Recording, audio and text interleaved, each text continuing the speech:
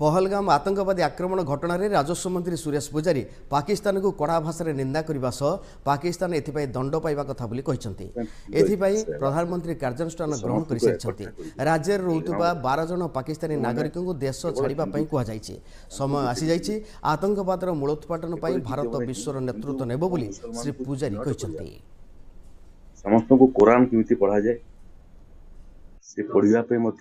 निर्देश देले भाया घटना केवल घटी नाला यहाँ असभ्यता और अमानवीयतार बोधे सबुठारु विवच्छ घटना एवं समय आसी